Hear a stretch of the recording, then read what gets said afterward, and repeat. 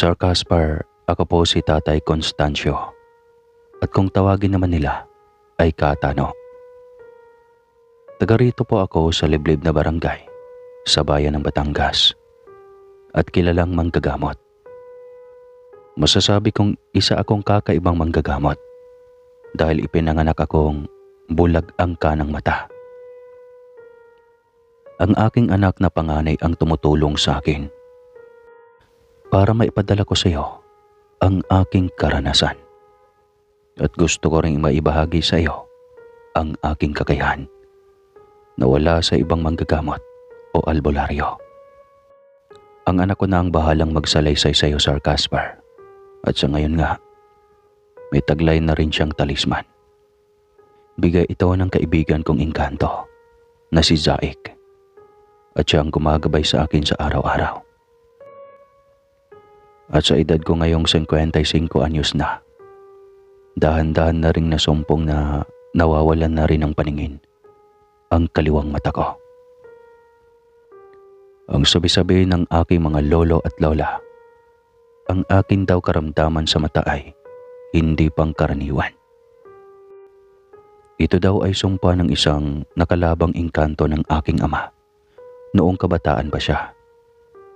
Dahil ang aking ama ay ang kakayahan naman niya ay tagatingin ng mga lupain kung saan may magandang lugar para magtayo ng negosyo o bahay man. May anting-anting ang aking ama o talisman ang tawag man nila sa aming daladala sa katawan.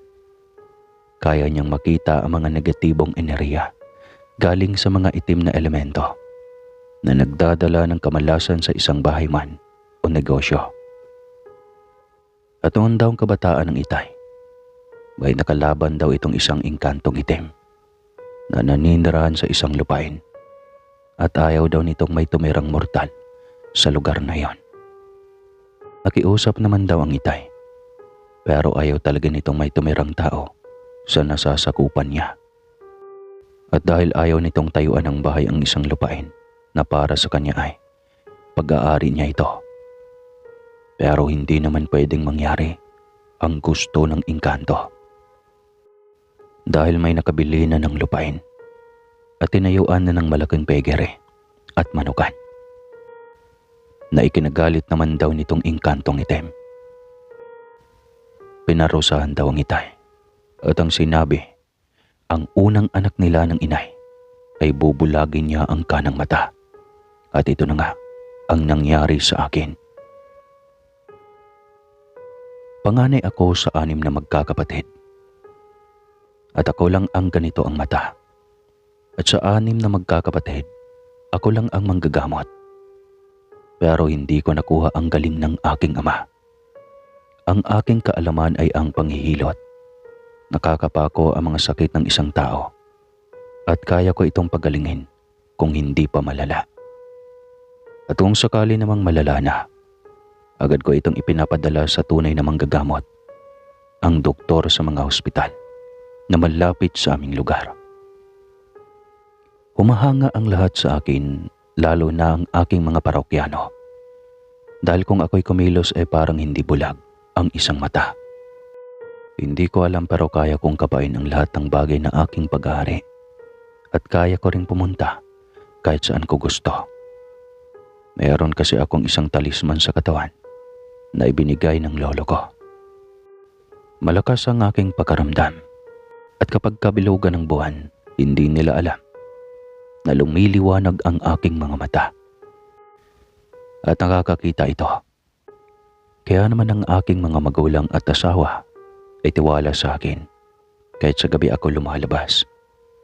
Pag ako ay nasa labas ng bahay ay kaya kong maramdaman pag may panganib. Hindi naman lingid sa lahat na ang may mga talisman dito sa Batangas ay may mga gabay na engkanto ang karamihan. At hanggang ngayon, kahit pa sabihing makabago na ang panahon at computer era na, nananatili naman sila nang nandyan sa tabi natin. Hindi sila umaalis at may sarili silang buhay kagaya natin. Sila kasi ay kasama na natin sa buhay at kasalamuhan na natin sila sa araw-araw. Sa ayaw man natin sila ay mas lumakas ang kapangyarihan buhat nang pumasok ang taong 2000. At kahit sinong albularyo ay alam ito. Malimit na nadadala na nga sila ng lente ng kamera.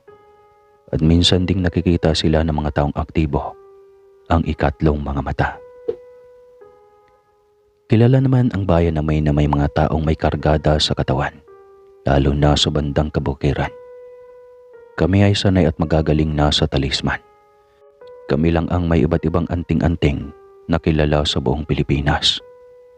Yung mga nanggagaling nga na sikat na mga antingero sa Cavite ay dugong Batanggenyo yan. At dyan kami nakilala ang bayan ng Batangas na talamak sa mga manggagamot o mga antingero. Minsan pa nga ay may dumadayo dito na taga-ibang lugar. Ewan, basta nagugustuhan nila dito. May mga ibang nagsasagawa ng mga misyon. Yung mga faith healer na nanggagamot pero hindi humihingi ng bayad. Kaya hindi namin ito maililihim kahit pa sa karatig bayan namin. Kilala kami. Lalo na ang aming lahi na nanggagaling na sa mga antingero at antingera. Dahil ang mga kapatid ng aking ama ay marurunong ding manggamot ng malalang karamdaman. Lalo na pagdating sa espiritual na usapin. Pero gaya nga ng sabi ko kanina, kakaiba ako sa kanila dahil sa aking mata. Pero iginagalang ko rin naman ang kaalaman ng mga kapatid ng aking ama dahil iba't iba naman kami ng kakayahan. At alam ko naman na at may kaya din sila na hindi ko rin kaya. Iginagalang ang pamilya ko sa barangay namin dahil kami ang takbuhan ng mahihirap at walang pampagamot sa malalaking ospital. Karamihan sa kanila ay mga walang-wala sa buhay na hindi naman pinapansin ng gobyerno. Lalo noong kapanahonan ng 90s. Ang aking ginagamot ay ang mga bukol na hindi gumagaling at ayaw man nilang maniwala sa akin. Ang mga bukol sa kanilang katawan, lalo na sa mga magsasaka sa bukid, ay kagagawan ng mga itim na elemento na hindi nakikita ng tao. Ang mga elementong itim na walang awa sa mga mortal, alam naman nila na hindi sila nakikita. Pero oras na matapakan sila o may masira sa kanilang tirahan o kagamitan, agad nilang bibigyan ng sakit ang kaawa-awang mga magsasaka sa malawak na kabukiran ng Batangas. Maging ang aming mga kababayan, kilala akong bulag, pero alam nila na nakakakita ako. Maraming ding masasakit na salita ang kanilang sinasabi sa pagkatao ko.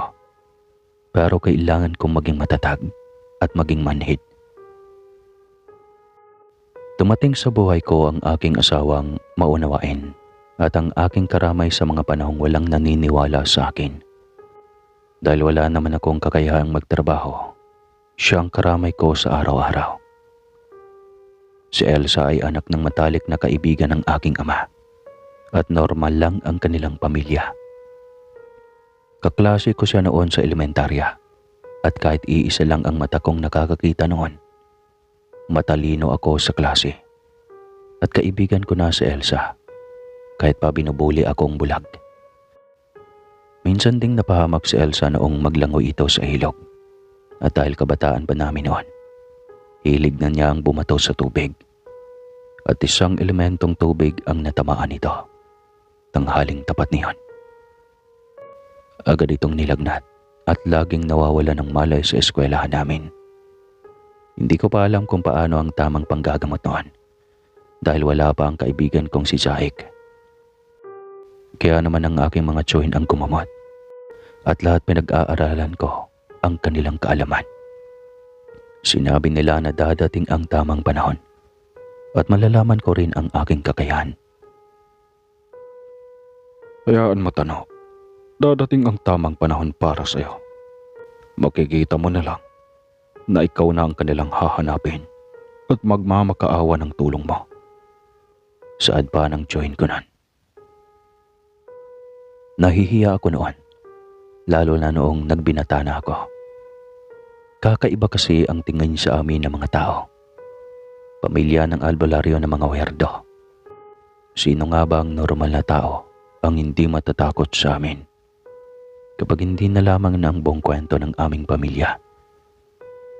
Sa mundo natin ngayon, pinagtatawanan na lang ng mga tao ang kagaya naming mga manggagamot, lalo na ang mga taong lumaki sa lungsod. Tano, sabi ng nanay ko, huwag daw ako makipagkaibigan sa iyo. Pamilya daw kayo ng mga may sayad at nakakatakot daw yung mata mo. Isa itong saad ng mga nagiging kaibigan kong dayo sa lugar namin. Kabilang mata ko lang naman ang may problema at saka nakakakita naman ang kaliwang mata ko. At manggagamot kami. Bakit ka matatakot? Wika ko naman. Hanggang sa iwasan na nga ako ng mga kapwa kabinataan na kaedad kong takot sa akin. Werdo daw kasi ako at ibang makatingin. Buhat noon, wala na akong naging matinong kaibigan, kundi mga pinsan kong unawa ang aming kagisnang pamumuhay. Maging ang mga kapatid ko ay naaawa sa akin. Normal kasi sila at namumuhay ng payapa. May mga kaibigan na nag-aaral sa bayan. Samantalang ako'y tumigil na dahil habang nagbibinata ako, ay lumalabo na rin ang kaliwang mata ko. Anak, pag nahihirapan ka na, huwag mong piliting gamitin ang mga mata mo. Dito ka na lang sa bahay ha. Pasyensya ka na at nangyari sa iyo ang kanyang buhay. May awa ang mga gabay natin. Dadating ang tamang panahon anak. Tutulungan ka nila. Ganyan lagi ang bilin ng aking ama at yan ang nagpapalakas ng loob ko. Hanggang ngayon, naluluha ako pag binabalik ko ang aking mga karanasan noon at mga kahinaan ko bago ko pa nararamdaman ang aking kakayahan. Hanggang sa dumating sa puntong tuluyan na ngang lumabo maging ang aking kaliwang mata. At dahil doon naman ako lumaki sa lugar na yon, nakakalabas pa rin ako ng bahay namin at kaya ko naman kapain ang mga dadaanan ko. May ginagawa akong lubid na aking hawakan paikot ng bahay namin at isang kubo naman ang ginawa ng aking ama na aking pahingahan at kontento na ako sa ganong pamumuhay. Malungkot pero kailangan kong kayanin hanggang sa nabalitaan ko na may nagbahay na daw sa kabilang lote namin. Ang kumpare nga ng itay at ang ama ng aking kababata at kaklase noong elementarya na si Elsa. Nakapag-aral si Elsa hanggang high school sa bayan at nang makatapos na ito, nananatili na rin ito sa bahay nila dahil may sakit noon ang kanyang ina na ginagamot naman ng aking ama at mga tiyuhin. Mula noong naging kaibigan ko na si Elsa at kakwentuhan, naawa ito sa akin at siya ang dahilan kaya ako'y lumalakas ang loob sa araw-araw. Hanggang sa lumalim na nga ang aming samahan. Siya na rin ang naging gabay ko sa aking ginagawa sa araw-araw. May mga proyekto ang aming barangay noon, galing sa munisipyo namin. Mga ginagawang bag na yari sa Abaca, o minsan ay yari sa Buli. At yun ang aming pinagkakaabalahan ni Elsa noon. Hindi naman kontra ang amal ni Elsa sa aming pagiging malapit sa isa't isa. Dahil nga matalik na kaibigan ng itay ang ama ni Elsa. Hinahayaan nila kami hanggang sa dumating na nga ang tamang araw. Nagtapat na ako kay Elsa. Sinabi ni Elsa na handa rin naman siya na samahan ako habang buhay. Kaya kaysaya ko ng mga sandaling iyon. Kaysaya ko ng mga sandaling iyon. Mabait pa rin ng Diyos sa tulad ko. Hindi ka ba magsisisi, Elsa? Bulag ang mapapangasawa mo? Tanong ko. Napakabuti mong tao, Tano. At kahit bulag ka, may kakaiba sa pagkatao mo. Alam kong kailangan mo ko, kaya sasamahan kita habang buhay. Wika ni Elsa na nagpaiyak sa akin. Gaya ng sinabi ko, wala namang kontra ang ama ni Elsa at sinabi nitong mabuti nga at hindi iba ang mapapangasawa ng kanyang anak. Matutulungan daw ako ni Elsa. Nahihiya man ako sa mga magulang ni Elsa dahil nga sa sitwasyon ko. Pero natutuwa ako dahil tinanggap nila akong tao at mabait sila sa akin. Nakasal kami sa West at nagkaroon ng isang anak na lalaki. At habang umiidad ako, pinapaalahanan ako ng aking mga tiyuhin at ang aking ama na anumang oras daw ay may masawi mula sa aming angkan na mga manggagamot. May mararamdaman na akong kakaiba sa aking pagkatao. Maging handa ka, anak. May mga pagbabago na sa buhay mo. May sakit na ang tiyuhin mo sa kabilang barangay at alam kong hindi na ito magtatagal. Saad ng itay. Aasahan ko daw na sisibol na sa akin ang aking kaalaman at doon na nga nagsimula ang lahat. Kabilugan ng buwan noon at takang-taka ako dahil bakit parang may maliwanag sa labas ng bahay namin. Himbing na himbing noon ang aking mag-ina at nagtataka ako kung bakit parang may nakikita ang aking kanang mata. At paglabas ko nga ng bahay, kabilugan ng buwan noon. Nagtataka ako dahil kitang-kita ko ang buwan sa kalangitan. Tinititigan ko ito at hindi ako nasisilaw. At pagtingin ko sa kalawakan ng langit, kasama ang buwan, ay napaluha ako. Dahil parang may sinasabi sa akin ang buwan, pero hindi na talaga nakakita ang aking kaliwang mata. Ang aking ipinagtataka, ang nakakakita lamang ay ang bulag kong kanang mata dati. Maging ang paligid ay nakakakita ako ng mga elemento. Pinaghalong takot at saya ang aking nararamdaman. At kitang-kita ko ang mga lamang lupa, ang mga anino na alam kong elementong ligaw na nakatingin sila sa akin. Parang alam nila ang nangyayari at saksi sila sa lahat ng nagaganap sa pagkatao ko. Mula noon, napag-aralan ko na tuwing lumiliwanag ang buwan at hanggang kabilugan ng buwan. Ilang araw ding nakakakita ang kanang mata ko at wala akong pinagsasabihan noon kahit pa si Elsa. Maging ang inay at itay, inilihim ko ang aking natuklasan at buhat nga na mangyari iyon. Naramdaman kong umiinit na ang aking kamay at iyon ang ipinagtapat ko sa aking ama at sa aking mga tiyuhin. Kung may nararamdaman kang ganyan tunog, ibig sabihin, may mga tiyuhin kang maedad na manggagamot ang malapit ng mamatay. Masakit man pero kailangan nating tanggapin na sa bawat may namamatay na tiyuhin mo, isasalin nila sa iyong katawan ang kanilang kaalaman. Kaya mag-ingat ka at matuto ka. Huwag mong baliwalain simula ngayon ang mga panaginip mo. Dahil yun ang magtuturo sa iyo. Hanggang sa matuto ka ng manggamot. Alagaan mo yan, Tano. Dahil iyan ang ating kakayahan at ipinagmamalaki ng ating angkan. Dahil tayo lang ang mayroong ganyang kakayahan. Saad ng aking tiyuhin. Masaya ako, anak. Dahil kahit paano, makakatulong ka na sa atin. At aalagaan mo ang iyong kaalamang iyan, ha? At baka sakaling maging ang pinasok ng lolo mo sa iyong katawan ay mabuhay na rin sa takdang panahon. Nandito lang kami, anak.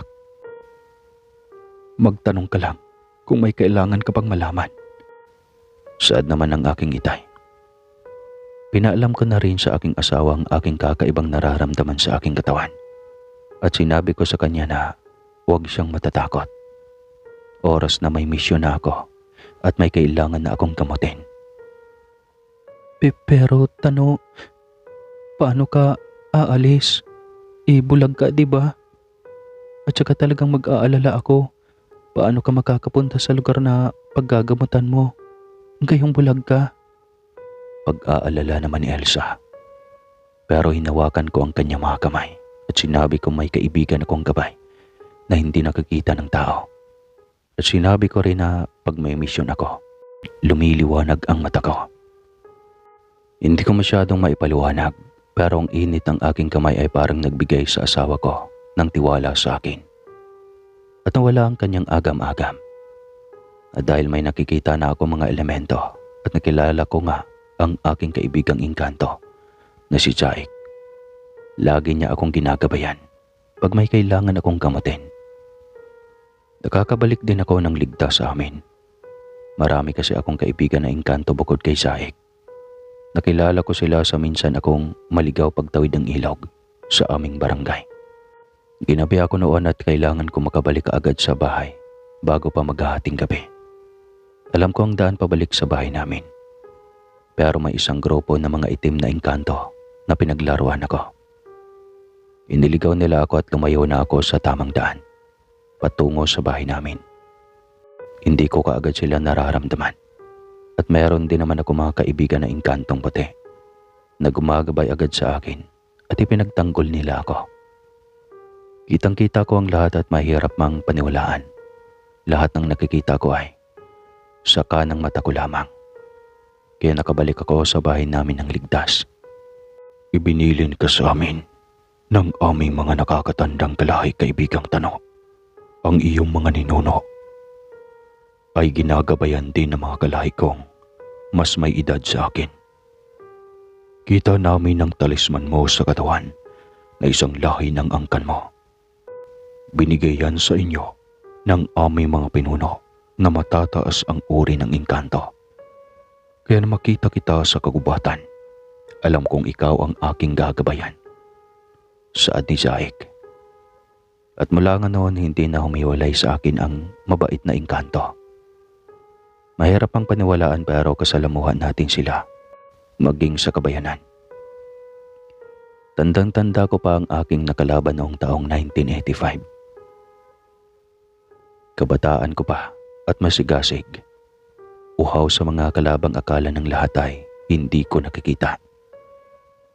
Papunta ako sa bahay ng isang magsasakang halos tumitirik na ang mga mata dahil sa namabagang tuhod nito. Ang buong akala ng kanya mga kamag-anak at pamilya ay ordinaryo lamang itong rayuma. At habang nasa daan ay pilit akong inililigaw ng mga itim na elemento. Pero hindi nila ako kaya dahil kasama ko ang aking mga kaibigan, lalo na ang aking matalik na kaibigan na si Zaik. Kahit anong pang gawin nilang pangliligaw sa akin sa dinaraanan ko, ay tinatawanan lang ito ni Zaik. Dahil madali naman niya itong alisin.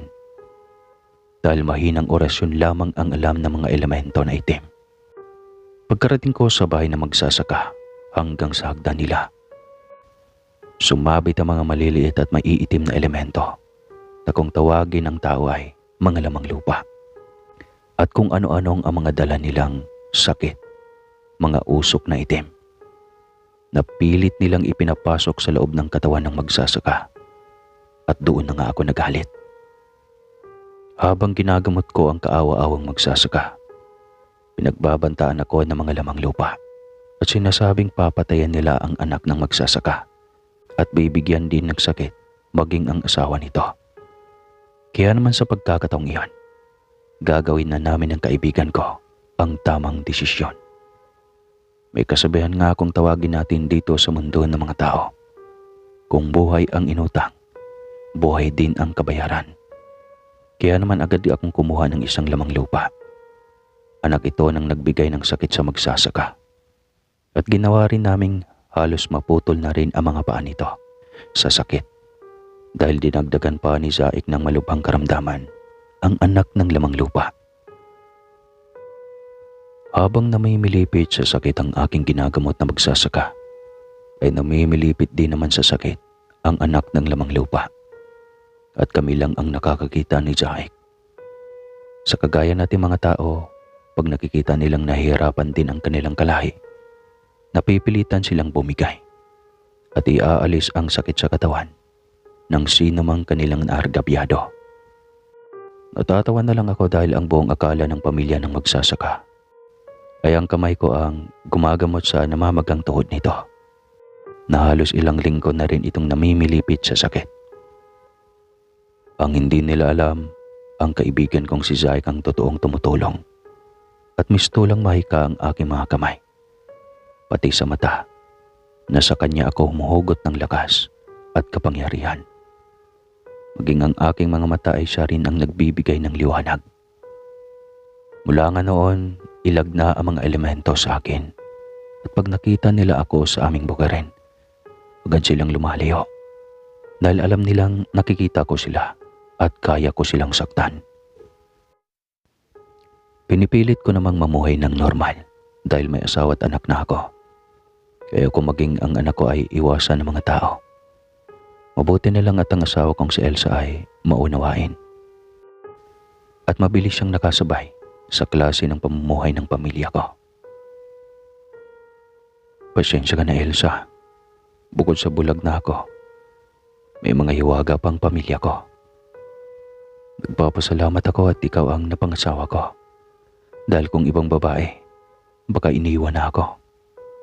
Sana alagaan mo ang anak natin at lagi mong ipaliwanag sa kanya ang sitwasyon ko. Wika ko sa asawa kong si Elsa. Tano, matagal na naming kilala ang pamilya niyo at wala naman kayong ginagawang masama. Bagkus ay nagkakatulong pa nga kayo sa mga kababayan nating walang-wala sa buhay. Kita ko ang mga napagaling na mga tsuhin at tiyahin mo at mga natulungan nila. Ay hindi biro ang mga pinagdadaanan. Malalang sakit na inakala ng mga doktor ay may mga taning na ang buhay. Pero nagagamot nyo pa rin. Sana nga Tano, ang anak natin ay maging kagaya mo. Tanggap ko yun. At magpapasalamat ako sa Diyos kapag binigyan din siya ng kagaya ng kakayahan mo. Saad naman ni Elsa. Masasabi kong napakaswerte ko na sa napangasawa ko. Kaya naman iniingatan ko sila. At ayaw ko na madadamay sila. At pati sila ay sasakta ng mga elemento. Alam kong padami ng padami ang mga nakakaaway ko at nagagalit sa aking mga masasamang nilalang na hindi nakikita ng tao. Pero kailangan namin itong gawin para sa misyon namin sa mundo ng tao. At marahil kaya kami binubuhay pa ng lumika. Dahil kailangan ko pang tulungan ang mga may sakit sa bayan ng Batangas. At ang isa pang masakit na pangyayari sa buhay ko, nang may makalaban kaming grupo na kapwa naming manggagamot. Alam ko namang hindi rin maiiwasan ang away sa mga kapwa naming manggagamot. Ito ay mula sa mga bayan ng Calendaria, Quezon hanggang sa Chaong, Quezon. May mga kulto na isang grupo na nagbabalat kayo ng mga manggagamot daw. Alam ko sa mga taga Quezon dyan, lalong-lalo na sa Calendaria at Chaong. Taong mga 1980s to, laganap ang mga ganitong tao. Nanloloko sila ng tao at ayaw ng pamilya ko na may makapasok sa bayan namin na ganawang mga albularyo. Nagagalit ang aking mga tsuhin at tiyahin at napipilitan silang kausapin ng mga ito ng mahinahon. Pero ang ilan sa kanila ay nagagalit sa amin dahil kami daw ay nangingialam sa kanilang hanapbuhay. Kahit pa alam namin na hindi naman sila totoong manggagamot at ang kanilang mga ginagawa ay panluloko sa kapwa. May halong hipnotismo ang kanilang kaalaman at sumasamba sila sa demonyo. Naaawa kami sa mga taong hindi nila napapagaling at nananatiling meron pa ring sakit kahit napakalaking halaga na nang naibayad sa kanila. Minsan ko rin silang nakasabay sa isang gamutang bayan. Kitang-kita ko ang kulay ng aura nila. Maitim ito at maraming nakapalibot sa kanilang usok na itim din na iyon ang nagdadala ng sakit sa kanilang mga ginagamot na hindi naman nila alam kung paano talaga ang gumamot ng may karamdamang dala ng mga elemento na hindi nakikita ng mga tao. Maging ang kaibigan at gabay kong si Zaik, napapailing na lang at alam niyang wala namang kakayahan ang grupo na makagamot na mga may sakit. Sa tuwing sumasama siya sa akin sa gamutang bayan, binubulong niya sa akin na lalong magkakasakit ang kanilang ginagamot at sinasamantala naman ito ng mga ligaw na itim na elemento. Maging ang aking ama ay nag-aalala na sa akin dahil ang grupo ng mga kulto ay dumarami at halos ilang sasakyan ang kanilang dala at lahat sila'y huwad na manggagamot. Tanaw, mag-iingat ka. Mula ngayon, hindi ka nasasama sa gamutang bayan. Dito ka na lang muna sa palibot ng ating barangay. At sa ating mga karatig bayan ay umiwas ka muna. Hindi na magandang nangyayari Lumalala ang away ng mga kulto at mga tsuhin at tiyahin mo. Malaking grupo sila at mayayaman. At halos doon na sila kumukuha ng kabuhayan sa panluloko sa tao. Kaya kami ng mga tsuhin mo at tiyahin ay, dito na muna sa ating lugar manggagamot. Saad ng aking ama. Naunawaan ko po, itay. Huwag po kayong mag-alala. Nag-iingat ako. At alam niyo namang may gumagabay sa akin at hindi sila papayag na masaktan ako. Kayo rin po, itay. Mag-iingat kayo ng mga tiyo at tiya. Dahil mahirap po ang kalaban ninyo. Kampun sila ng kasamantay. Nakakatakot po ang aura nila. Nakikita po ng kanang mata ko. Wika ko naman sa itay.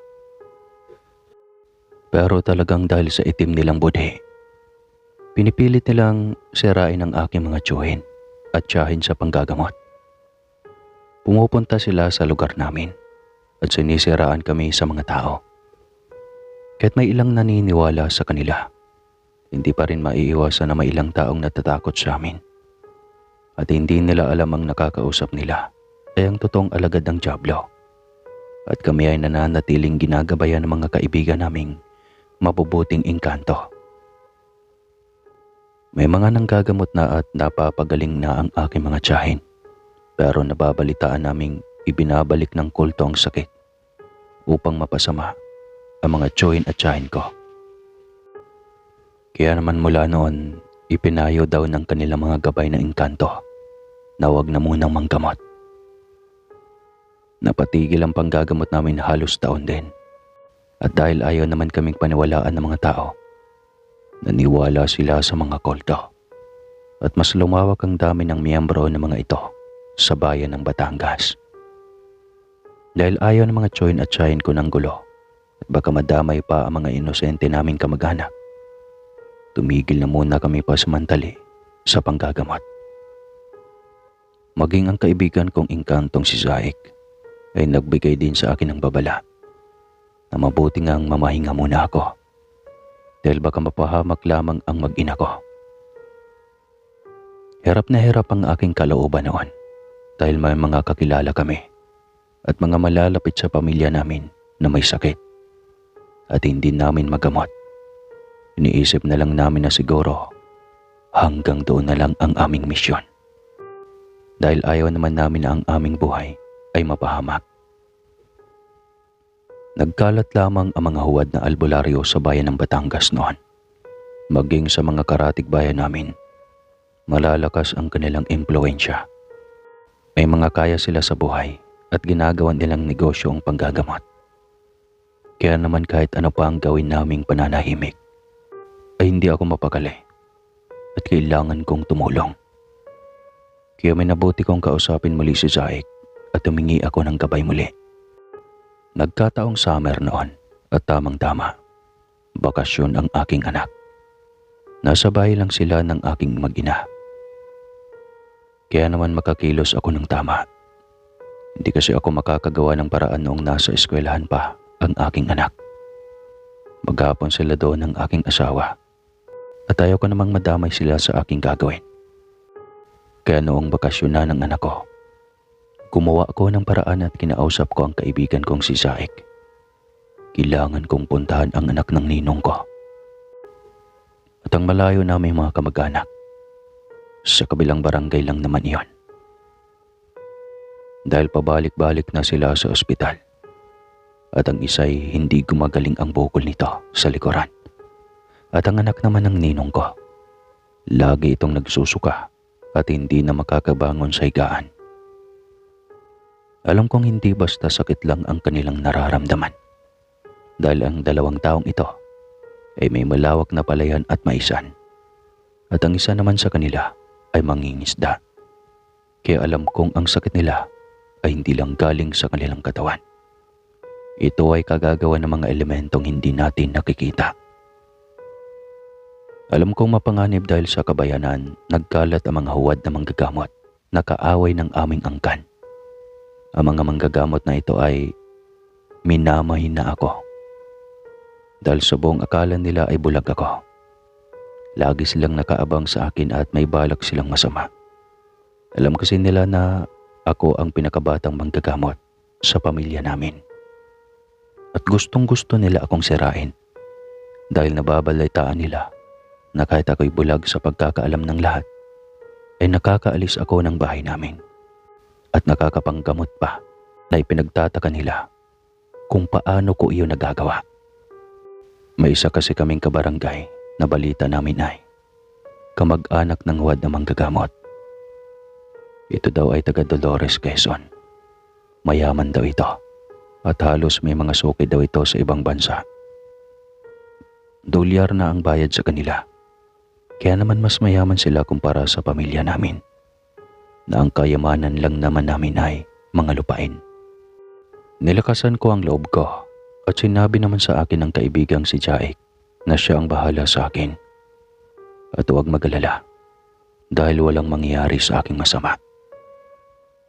Basta ang bilin ng kaibigan ko ay wag na wag akong dadaan sa kalsada. Mananatili daw akong sa kagubatan maglakbay. At kahit ito ay malayo patungo sa kabilang barangay, siya daw ang bahala. Sinunod ko naman si Jaik at sinabi ko sa sarili kong kakayanin ko ang malayong lakarin dahil hindi ko kayang tanggapin na hindi ko magagamot ang malalapit sa akin. Ilang kamag-anak na namin ang lumalapit sa akin ilang araw na at sinasabi ang kalagayan ng aking kinakapatid at ang aking malayo na kamag-anak.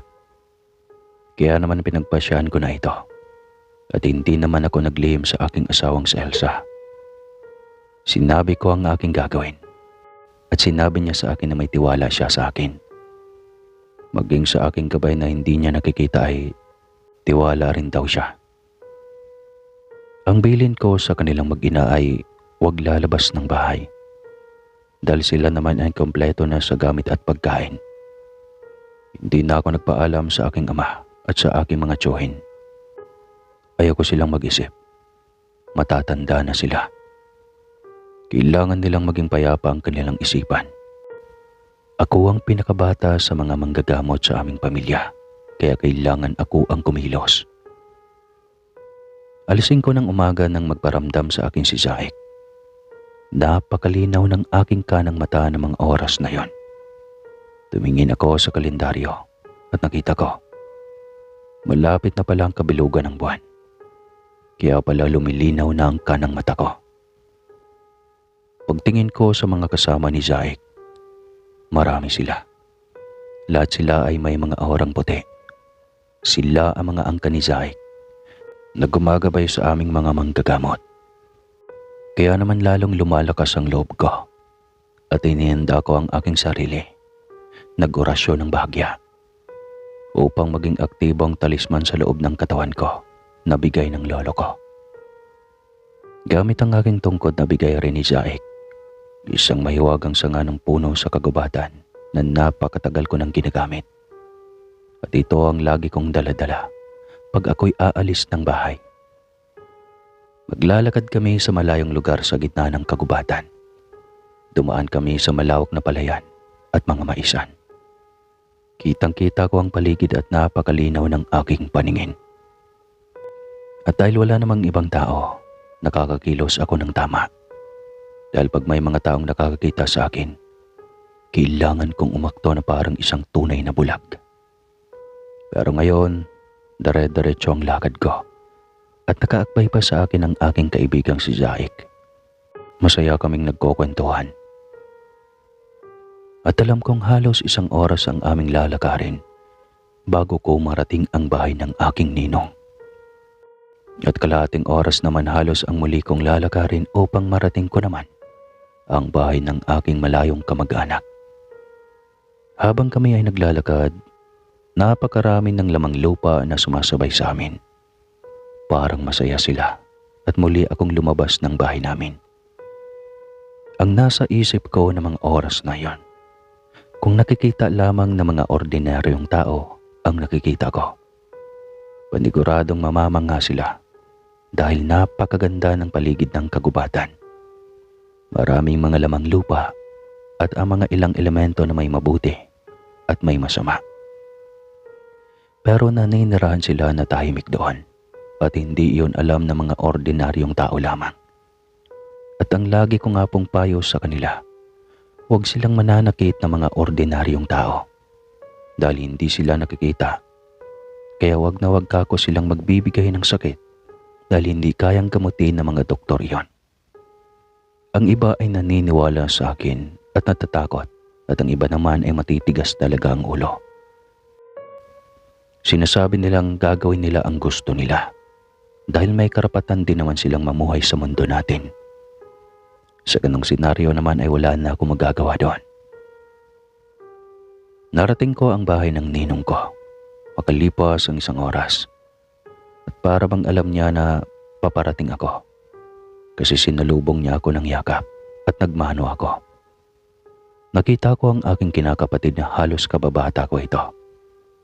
Payat na ito at napakalaki ng bukol sa likod. Lumuluha ang aking ninang at sinabing binigyan na daw sila ng taning ng doktor. Pero nanindigan ako at sinabi kong hindi ako papayag. Tano, anak, bahala ka na sa kapatid mo. Ipinagpapasa Diyos na lang namin ang lahat. Pero kung kaya mo pa naman siyang pagalingin, ay tatanawin kong malaking utang na loob ito sa iyo. Matanda na ako, Tano. At alam mo naman ang sitwasyon natin ngayon.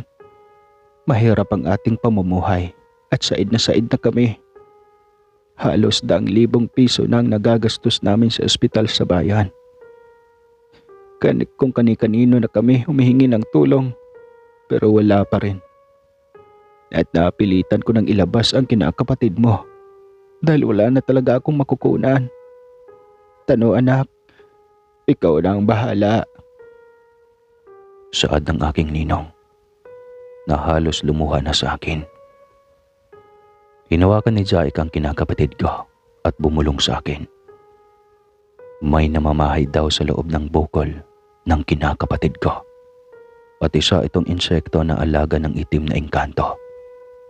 Nakuha daw ito ng aking kinakapatid habang ito ay nag-aani ng palay.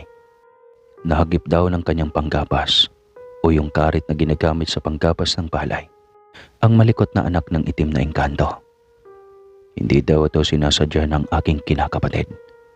Pero galit na galit ang ama ng itim na engkanto. Matagal na daw ang mag-anak na iyon sa lugar pero malikot ang anak nito. Kaya naman nahagip ito ng panggapas ng kinakapatid ko.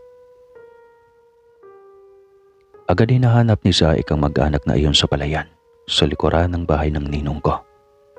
Galit na galit daw ito at huwag daw kaming mangingialam. Pero sinabi ni Zaik na hindi din siya papayag dahil kinakapatid ko ang may sakit at kaibigan niya ako. Sinabi daw ng itim na engkanto na kailangan ng kapalit. Pero ano naman ang ipapalit namin? Kaya sinabi ni Zaik na gawin ko na ang nararapat. Nagbigay ng babala si Zaik sa ama ng itim na engkanto na kung hindi pagagalingin, madadamay ang anak niya. At baka hindi rin gumaling ang sugat nito. Napaisip ang ama ng itim na engkanto at bigla na lang daw naglaho. Hindi na kinausap pa ni Zaik. At hindi na kinausap pa si Zaik, kaya hudyat na iyon na dapat ko nang gamutin ang aking kinakapatid. Bigla itong sumigaw at napakalakas ng palahon nito. Gumagalaw daw ang laman ng bukol niya at para daw kinakain ang kanyang kalamnan. Lalo akong nagalit at biglang nag-init ang aking kamay. Hinawakan na ako ni Zaik. Maging ang kanyang mga kasamaan ay humawak din sa akin. At sa paghawak ko sa malaking bukol sa likuran ng aking kinakapatid, sumigaw ito ng napakaginhawa daw ng kanyang nararamdaman. At isang bulong ang ibinulong sa akin ni Zaik.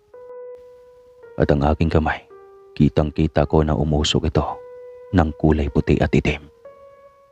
Alam kong naglalaban na ang orasyon ni Zaik at ang orasyon ng itim na engkanto. Binulungan ako ni Zaik ng orasyon na alam ko. At ito ay matagal ko nang ginagamit. Turo rin ito ng aking lolo noon. At pinapakabisan ito. Sabay kami ni Zaik na nag-orasyon. At nagulat kami nang biglang ang malaking bukol ay bigla na lang nabiyak.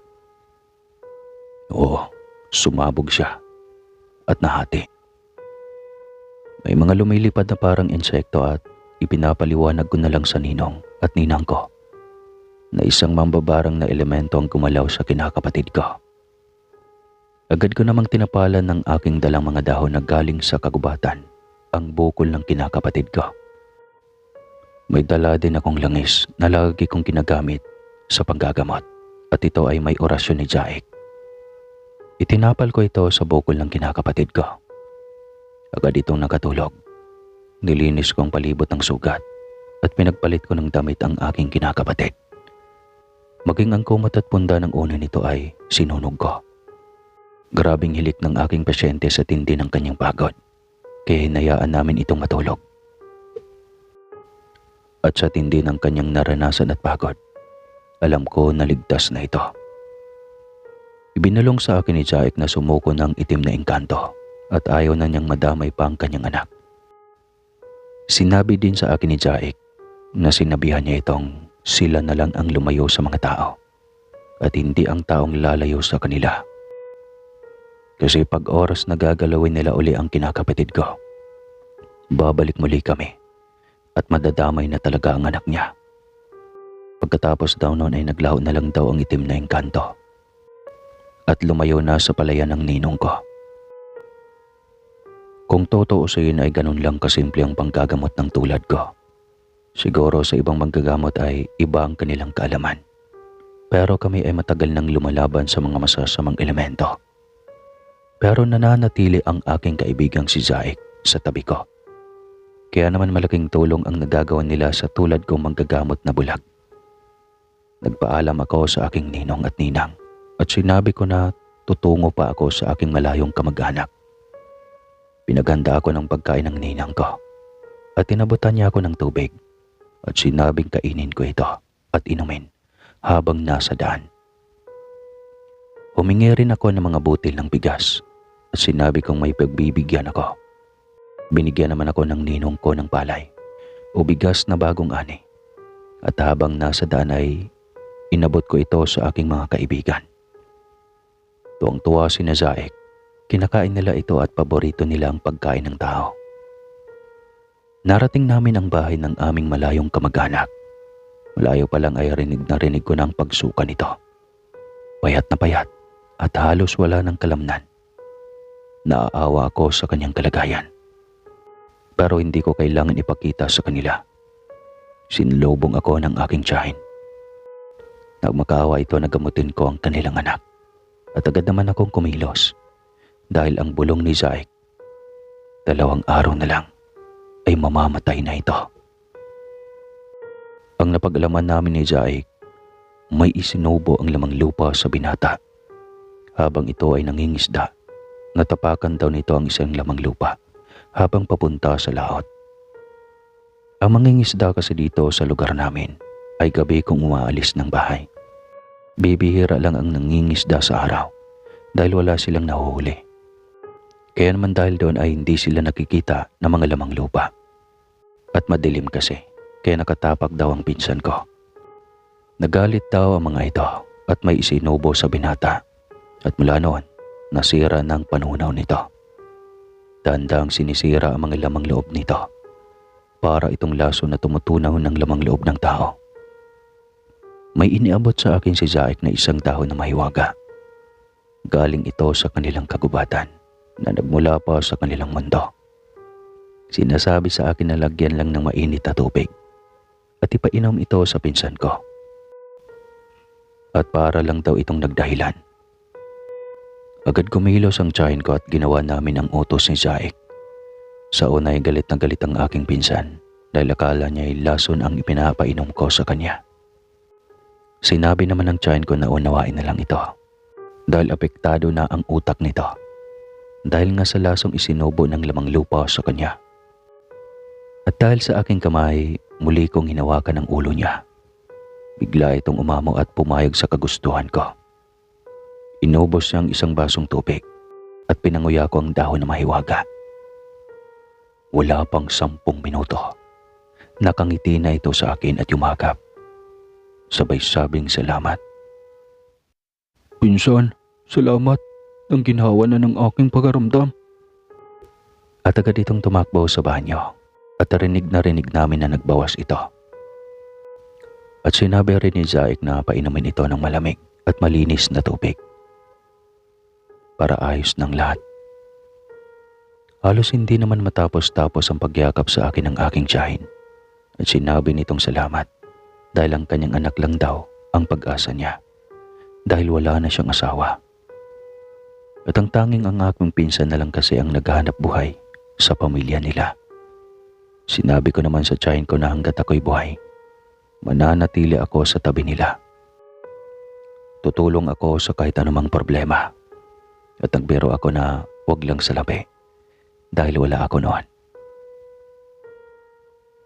Napatawa lang ang aking tiyahin at lumabas ang pinsan ko sa banyo na para bang nagdahilan lang at muli itong yumakap sa akin.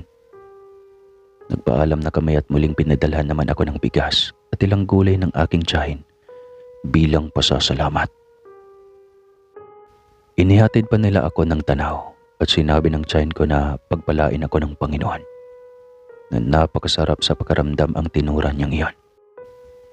At bago kami umalis at naglalakad na ako sa malawak na lupain patungo sa aming bahay.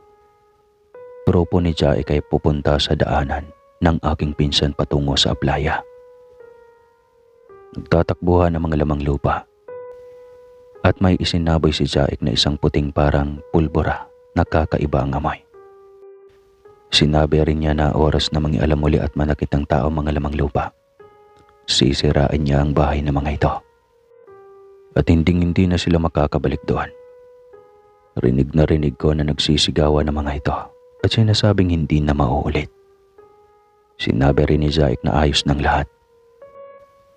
Kaibigang Tano, huwag ka nang mag-alala sa iyong kamag-anak. Saan nito? Hindi ako nakaramdam ng pagod o ano paman na mga oras na iyon. Para akong nauuhaw, kaya ako'y uminom habang naglalakad.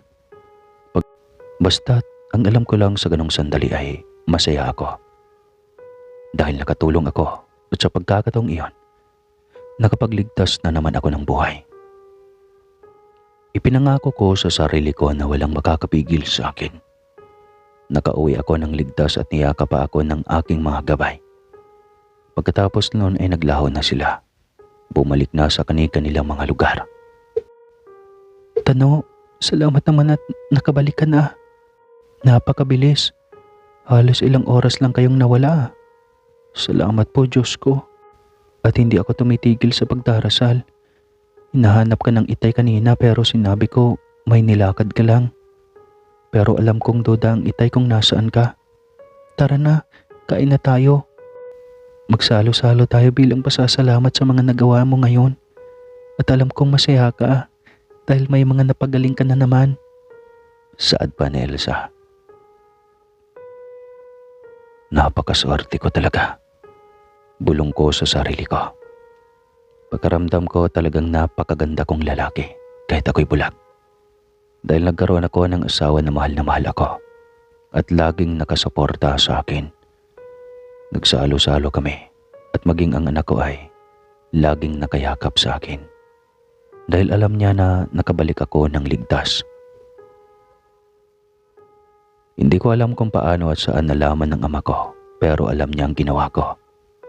Sinabi niya sa akin na sana nga ay sa bawat pag-alis ko ng bahay ay ligtas akong makakauwi. Dahil hindi nila alam kung ano ang ginagawa ko.